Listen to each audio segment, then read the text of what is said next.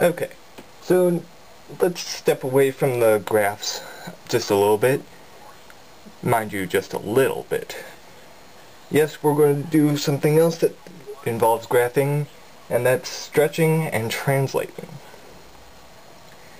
Now, what does that mean? Basically, it means that if you've got a graph with some values on it, it's basically going to take that value and move it down or move it left or right. Now, to show you how that works, let me show you this. You've got this kind of graph here, which is a absolute value, and we'll do f of x is equal to the absolute value of x. Now, if we wanted to move this left or right, what would we do? Let's say we wanted to move it 2 places over.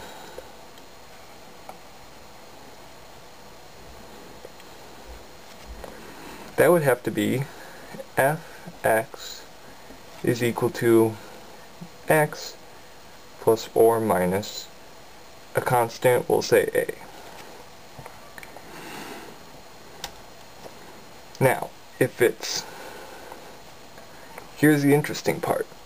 If you're adding, you're going to be moving to the left.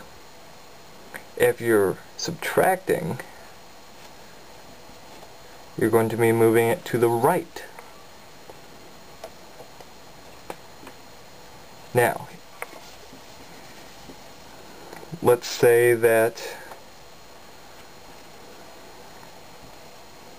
we moved it over 2 here, so we put it back 2. To move it up or down, let's say move it up 2.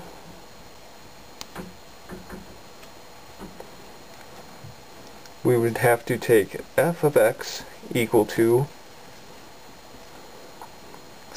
absolute value of x and then plus 2. If you're adding, you're moving it up. If you're subtracting, you're moving it down. Now, what happens if you've got something like f of x is equal to x plus 2 plus 2? Then you would do 2 ways of translation. First you'd move it over 2, then you'd move it up 2. Basically the rule is, besides adding, if you're adding in the function, inside the function, when you add inside the function, you're moving it left. If you're subtracting it, you're moving it right. If you're adding or subtracting outside the function, you're going to move it up or down. Adding it, you'll move up. Subtracting, you'll move down. And that is how you translate using these kinds of values. If you're doing the work inside a function, for example, we're doing it inside this absolute part, then it's going to move it left. Since we're doing the addition outside of this absolute function, we're moving it up 2. And that is really all you have to know to do this. When you start seeing these problems on a day-to-day basis, you can actually figure out where your graph is going to be by taking its normal value, in this case f of x, this is its basic value, and then you can translate it by figuring out where it goes based on where your addition or subtraction happens, in or outside of the math function.